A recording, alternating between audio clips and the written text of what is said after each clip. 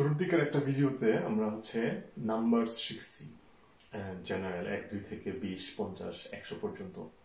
আজকে আমরা দেখবো বড় সংখ্যা, লেটস সে 100 থেকে 200 500, তারপর র্যান্ডম সংখ্যা 575 376 1000, এই ধরনের সংখ্যাগুলো আমরা জার্মান ভাষায় কিভাবে বলতে পারি। তো প্রথমেই আমরা শুরু করি, চলে সেটা কি হবে। আমরা লিখলাম যে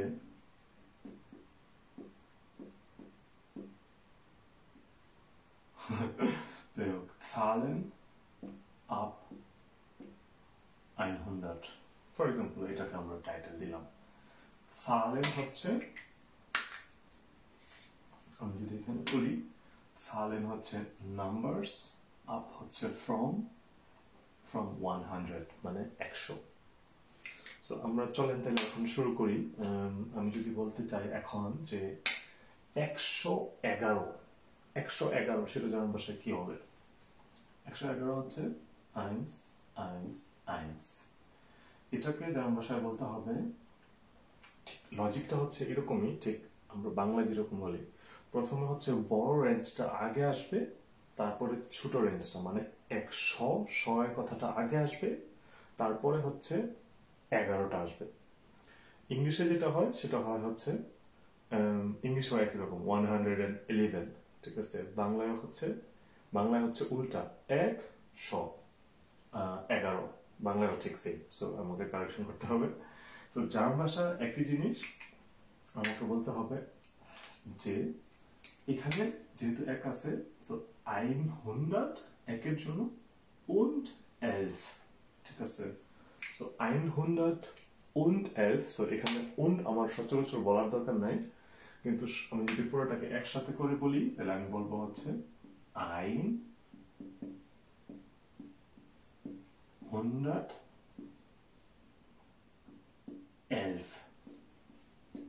111, ঠিক আছে। এই 100 জন্য এই 100 আসছে, আর 11 এখানে।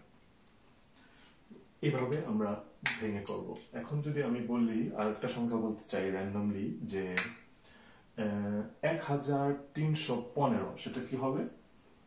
1315 সেটা কি হবে? তো একইভাবে আমাদেরকে লজিক্যালি আগাইতে হবে যে 1000 আমরা জানি 1000 হাজারের ঘর, 100 শতকে। সো এখানে যেহেতু আমরা হাজারে চলে আসছি, সেক্ষেত্রে কি হবে? 1315, সেটাকে আমি যদি এভাবে লিখি, যেহেতু নীল কালি দিয়ে লিখতেছি, সবুজ কালি কন্টিনিউ করি। 1000 1000-এর জন্য, তারপর আমাকে লিখতে হবে যে 300 আসছে, 300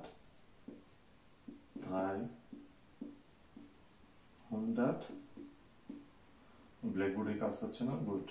তারপর আসবে 15,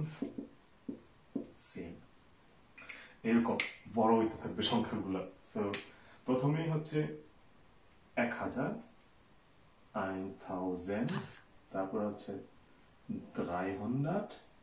তারপর 15, 1315। তারপরে যদি এখন আমি আবার লাখের ঘরে চলে যাই, ঠিক আছে, তখন কি হবে? আমি যদি এখন বলতে চাই 1,05,300, সেটা কি হবে? ঠিক আছে। সো 1 লক্ষ, লক্ষটা যেহেতু আমাদের বাংলায়, ইংলিশ স্ট্যান্ডার্ডে মিলিয়ন পর্যন্ত এভাবেই গণা হয়, 100,000 200,000 300,000 এভাবে। সো এই জন্য জার্মান ভাষার একই জিনিস, সেটা হবে কি, আমরা কি বলছি যে 1,03,015, ঠিক আছে। 1,03,015, গুড। তাইলে সেটাকে আমাদের এখন কিভাবে চিন্তা করতে হবে? তো আমাদেরকে আবার উল্টা আসতে হবে যে 1 লক্ষ, 1 লক্ষর ব্যাপারটা আসবে প্রথমে, যেহেতু এখানে একটা কমা দিতে হবে, কারণ হচ্ছে জার্মান ভাষায় জার্মান ভাষায় একটা জিনিস শিখে নিন, জার্মান ভাষায় হচ্ছে হাজারের ঘরে হচ্ছে ডট হয়, আর দশমিকের বদলে হয় কমা। এই জিনিসটা আমাদেরকে শিখতে হবে। তো যেহেতু আমরা 1 লক্ষের ঘরে আছি, এখানে হচ্ছে একটা পয়েন্ট হবে, আর আমি যদি এখন দশমিক রাখতে চাই বড় সংখ্যার ক্ষেত্রে কমা 00 হবে, ঠিক আছে? গুড। তো সেটাকে এখন আমি কিভাবে বলবো? যেহেতু শত হাজারের ঘর, তখন হয়ে যাবে সেটা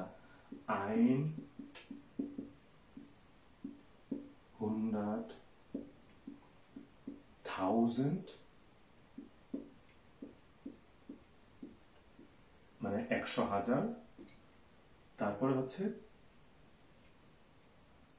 100,000, সরি আমি কারেকশন করে নেই, কারণ যেহেতু এখানে 103 আছে, তো সেহেতু হচ্ছে আমাকে পুরোটা একসাথে নিয়ে আসতে হবে। আমি খেয়াল করি না, আমি নিজেই ভুলে গেছি। 103, তারপর হচ্ছে 1000, তারপর 15 আসবে, 15।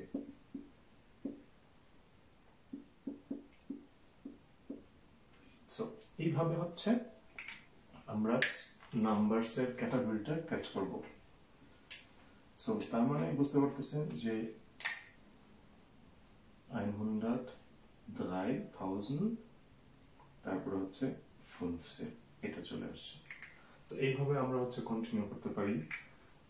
আমি আরো কয়েকটা মেনশন করতে পারি, যেমন ধরেন হচ্ছে আমরা সবগুলাকে এইভাবে বলতে পারি যে এটা হলো 100, 200, 300। সো এইভাবে আমরা কন্টিনিউ করতে পারি। তারপর হচ্ছে আমরা যদি এখন হাজারের ঘরে যাই, তাহলে সেটা হবে 1000, 2000, 3000, এভাবে আমরা কন্টিনিউ করতে পারি। তারপরে কি আসবে? তারপরে আমরা চাইলে হচ্ছে শতকের ঘরে যেতে পারি, অথবা দশকের ঘরে যেতে পারি। সেম 1000, 20,000, এখানে কমা দিয়ে আমি 0 অ্যাড করতে পারি। এইভাবে কন্টিনিউ করতে পারি। তারপর আমি চাইলে এখানে আরো বড় সংখ্যাতে যেতে পারি। শতকের ঘরে চলে যাই, তখন আসবে হচ্ছে 100, 100,000,